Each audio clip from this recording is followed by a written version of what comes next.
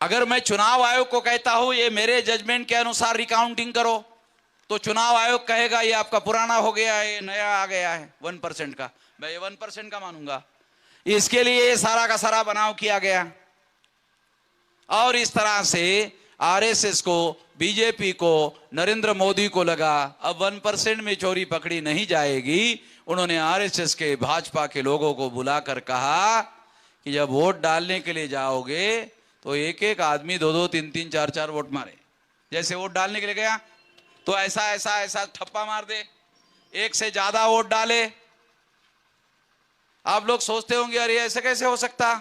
आपको सबूत बताता हूं ताकि आपको पता चले, आपको जानकारी हो जाए।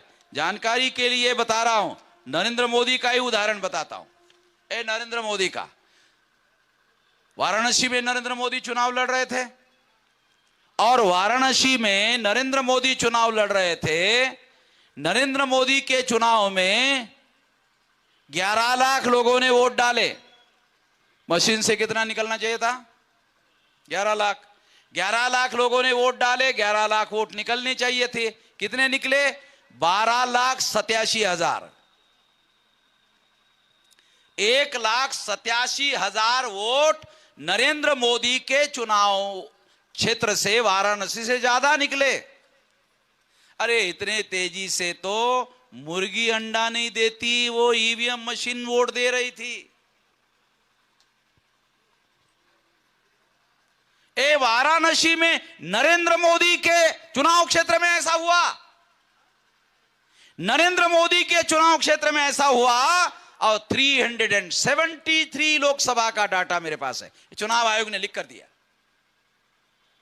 373 आउट ऑफ 543 लोकसभा में से 373 लोकसभा में जितने लोगों ने वोट डाले उससे ज्यादा वोट निकले। इसका मतलब सबूत के साथ कह रहा हूं, 373 लोकसभा में घोटाला हुआ।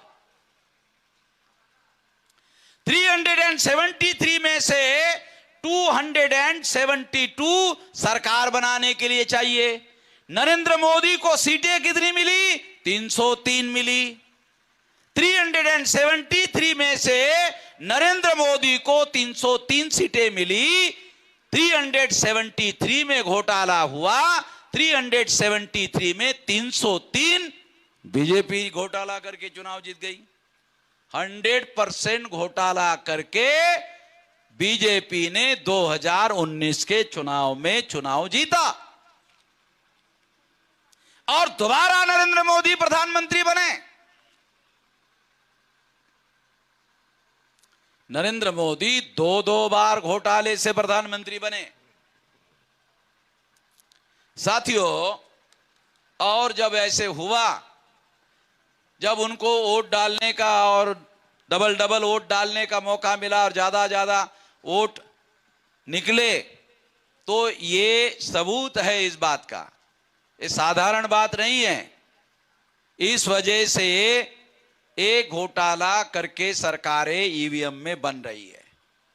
जब 2019 के चुनाव में काउंटिंग शुरू हुई, 8 बजे बीजेपी आगे, 10 बजे बीजेपी आगे, 12 बजे बीजेपी आगे, 2 बजे बीजेपी आगे, 4 बजे बीजेपी आगे, 4 बजे शाम को राहुल गांधी टीवी पर आ गए।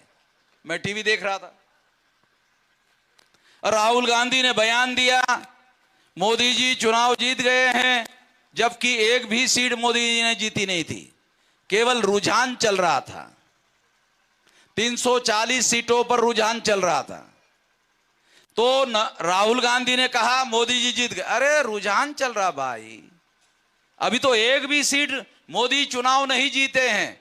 मगर राहुल गांधी और कांग्रेस के बीच में जो गुप्त समझौता हुआ, उसके तहत राहुल गांधी ने ये बयान दे दिया कि मोदी जी चुनाव जीत गए। इसका परिणाम क्या हुआ?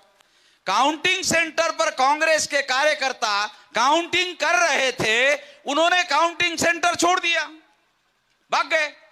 कि उसके नेता ने ही अगर कबूल कर लिया कि वो हार गए हैं, बीजेपी जीत गई है, तो फिर काउंटिंग सेंटर पर कांग्रेस के कार्यकर्ताओं को हाजिर रहने की क्या जरूरत है? वो कार्यकर्ता भाग गए। रात के 9 बजे रिजल्ट आ गया। रात के 9 बजे रिजल्ट आने के बाद सारा रिजल्ट आ गया और नरेंद्र मोदी को बहुमत मिला।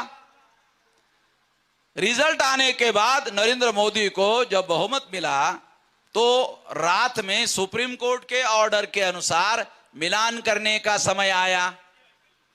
जब मिलान करने का समय आया, कांग्रेस का कार्यकर्ता हाजिर ही नहीं था। वो सारे के सारे छोड़कर चले गए। सारे के सारे कार्यकर्ता भाग गए थे। एक भी कार्यकर्ता कांग्रेस का हाजिर नहीं था। परिणाम था, जब हाजिर नहीं था तो मिलान करने के लिए कांग्रेस का आदमी हाजिर ही नहीं था, तो मिलान कैसे होता? ये सवाल खड़ा हो गया। फिर मैं